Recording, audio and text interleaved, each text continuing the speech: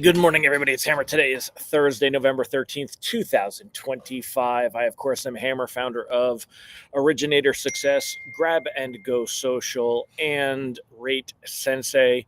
Make sure you go check those out and see how we can help you to help get more loans from Google, AI search, and social media. Remember, you can join me live each and every weekday morning, live with Hammer, 9:30 a.m. Eastern Time. I got to tell you, it was only as I started going live that they started working in the background. So hopefully it won't be too noisy. Otherwise, I'll find a new space. But anyway, good morning, y'all. Great to have you here. Remember, you can join me live each every weekday morning, 9:30 a.m. Eastern Time. If you're here this morning, like Tim Klyla, say good morning. Good morning, Mr. Klyla. How's the weather up there in Michigan?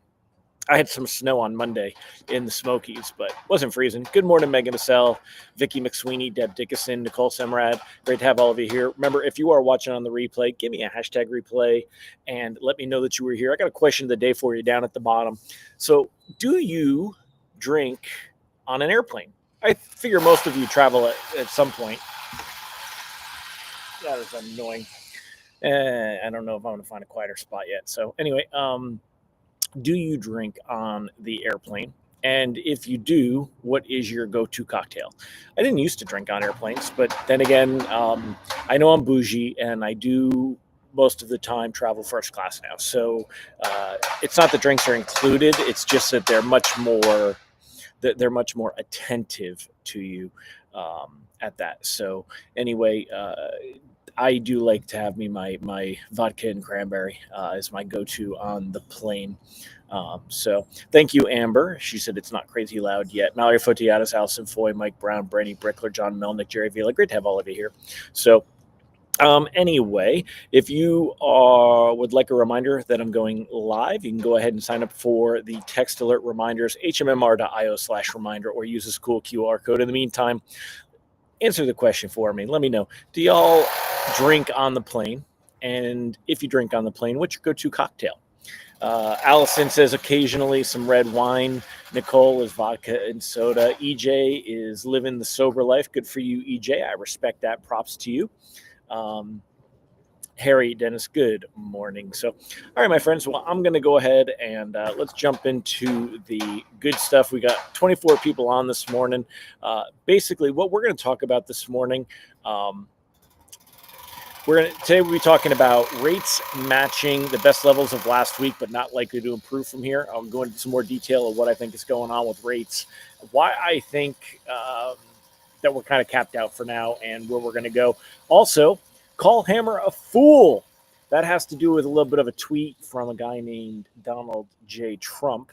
So we'll talk about how come Hammer it would be classified as a fool. And tariff dividends. I think they're a stupid idea. I want to know what you guys think.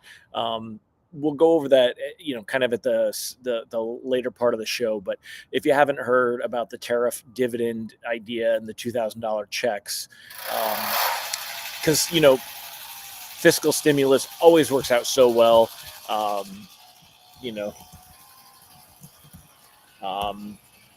It's just ridiculous to even, but we'll get into that one. So that's what we've got to talk about today. I think I have this up for the bottom.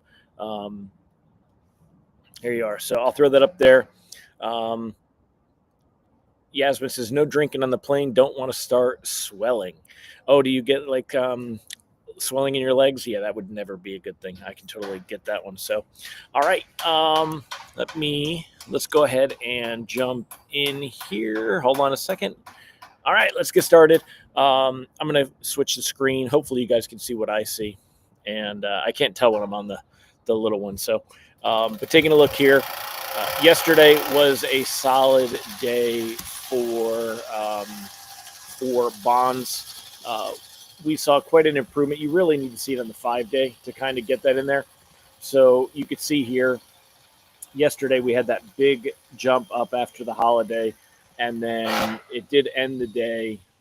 We did end the day basically flat on the day. We were up about 20 basis points on the day. It helped to wipe out the losses that you would have seen over here the day before on Monday when we had losses. So anyway, it helped with that. So 10-year treasury yield right now, 4.10. Let me go ahead and change your rate sheets today are likely just a smidge worse. Depends on where bonds are when pricing comes out. Right now down about 2 basis points on the morning, but we'll see. And reprice risk on the day is low. It's not likely that we're going to see any big things to concern about. But I wanted to show you some of the technicals here.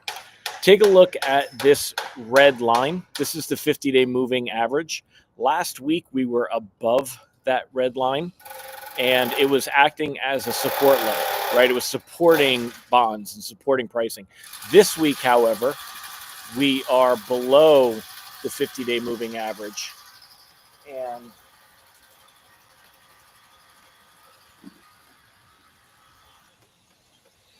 anyway, we are below the 50-day moving average, and that's not a good look. It will now act as resistance, and it will be harder to see bonds break above that level. 10-year Treasury yield, something very similar. You can see over here, we're back above. It's 4.10 at the moment. It was 4.11 before.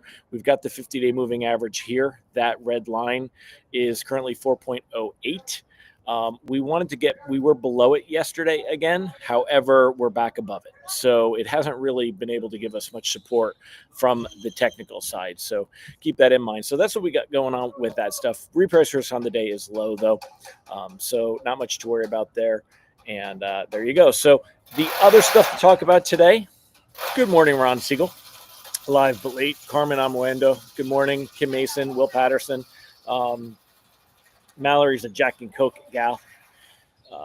I had that available for people at the wedding. So, all right. So let's talk about the why is Hammer a fool? So where I want to go with this is let's talk about the tariffs and this tariff dividend check. So other things that we have going on right now, we had the government shutdown was lifted. Everybody knew that was happening today. We knew that Trump was supportive of it, endorsed the deal that was being done. So there was no issue with him signing off on it. It did get through the House. So today the government is back in business. We would have gotten CPI inflation data today. We would have producer price data tomorrow. However, still not going to get that data because there's nothing to release yet. There's no schedule for when they will start releasing things. I know that they will try to forensically go back and fill in some of the reports. Ron, do you know anything about when they're going to be released? Ron, Tito's with more Tito's. Yeah, on Delta they have that Minnesotan vodka, but it's still pretty good. Anyway, so the let's talk tariffs and let's talk inflation. Let's talk reports. So the CPI inflation data would have come out today, but of course not coming out. They have to go back and collect the data because nobody was working to even collect the data. So not sure how they go back and piece together, but I'm sure that they're not just going to leave a big blanket there. So the part though that I want to show you all, let me show you guys a couple of things going on. So we know the 50-year mortgage was talked about. And I don't think that that's ever going to see the light of day. However, another thing that was kind of thrown out there was this idea that Trump was saying that, hey, he wanted to issue these $2,000 tariff dividend payments. And what he had said was a minimum of $2,000, but not to high earners, right? Not to high income people. But he doesn't really say anything. However, they talked about Doge payments and that never went anywhere. But this one looks like they're trying to get some legs underneath it. President Donald Trump remains committed to sending each American a $2,000 dividend check to be distributed from tariff revenue, White House Press Secretary Carolyn Levitt said on Wednesday. So they're saying that this would happen. This is still light years away. The reality is anything that was given is supposed to go in front of Congress. I don't know what kind of scenario that Trump would have to use to bypass Congress. I don't know that this is a national security issue. Now, when it comes to the numbers on this, the numbers just don't jive. Not even close to jiving, not even close to anything. And these are the things that just kind of aggravate me when they come up with these fiscal policy. Now, first of all, anytime the government throws money at people spend that money. And yeah, that's going to heat up the economy. And you know what that means? It means inflation. in theory, it's not, it's not really, but that's what happens. So people that are against tariffs are fools, and count me as one of those. I am against tariffs. I think the tariffs have been a bad idea.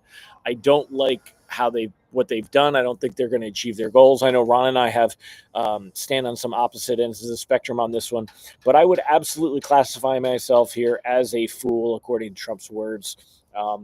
You can say what you want, but it's, just because he says it doesn't make it true. The richest, most respected country in the world. We were already the richest, most respected country in the world with almost no inflation.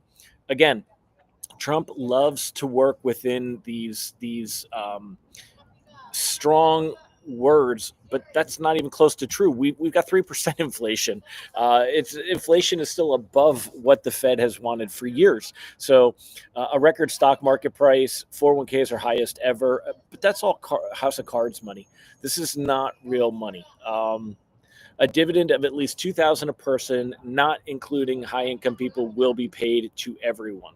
And this is the part where people are looking at this. Now, I got to tell you, it's really a bad idea to do fiscal policy where you start throwing money into the economy and then you bitch that the Fed will not lower rates as they're fighting this inflation and this money. And you can, dig deeper on this as far as how would go, but the math just doesn't math, and none of it works. But it doesn't necessarily mean that it wouldn't happen. I don't think it will ever get to Congress. I don't think we have anything to worry about here. There's been 195 billion in tariff-related revenue, but when we get a ruling from the Supreme Court, in theory, that revenue may be returned. This could, in theory, be told this was collected illegally against our Constitution and needs to be returned. I don't know that it will ever happen. I don't think anybody ever counts on it happening. However, that's supposed to happen there. The estimated $300 billion cost of a dividend check proposal would far exceed the amount of currently available tariff revenue. That's according to this. But if we've collected $200 billion in a few months, I don't think the extra $100 billion would be a big deal here. But we'll see, because like it says, in theory, the Trump administration could promise to pay dividend from anticipated tariff revenue. There's going to be more tariff revenue coming in, but I'm against any kind of fiscal stimulus like that. I don't think it's necessary. I think it's a bad idea. It's inflationary, and I think it's just more pandering. So what do you guys think? I'm curious. Let me know in the comments. Would love to hear what you guys think on this. Let's see what you guys have been saying about it, and we'll go through it as well. So Tim Klyla says he's just trying to buy back his voters. That's usually how that one goes. Ron said no one discusses the big benefit of the tariff dividend check. Since we do not save in this country, those funds go back into the economy, which helps grow the economy and create more tax and tariff revenue. Yes, but which we've already seen, I think we don't need that. We don't need to warn. 3% inflation is meaningless. Check the Walmart and Target reports about the cost of a Thanksgiving meal this year. Both companies show a drop. That's good to know. But we'll see. And you saw one report that said the cost would be $600 billion for the 2000. Yeah, right. So I love how they just make up these numbers on this anyway. Depends on who would get it and how. I'm against it though. Sounds like Ron, you're not necessarily against it. EJ, I didn't think it was a bad idea, but when Trump used it as a weapon against Canada, I changed my mind. Look what happened after the last check we got. Well, that's it. Anytime that we've had fiscal stimulation, it leads to problems with everything from there. So I'm not a big fan of it. I don't think it would help us. I certainly don't think that it's gonna lead to more loans. So no real benefit to it there. Morning, Eric McDonald. So anyway, my friends, I'm going to go ahead and wrap it up. I'm just curious about your take on all that stuff. I have not been a big fan of the tariffs, and I don't think, but if they're there, used to pay down the debt that we have and all the different things going on. But as far as rates go, I think rates will be pretty solid heading into the next week. I don't think we're going to see much of a change. They could creep a little bit worse though. So I am in the stance of locking anything that's closing near term, anything that's closing in the next 2 weeks. I would lock those loans. Anything that is risk averse, the main thing is if you got loans that are closing in the next 30 days, we're going to have the December 10th Fed meeting. So that's barely on the cusp. Today's November 13th. So we've got about a month as we head into that meeting.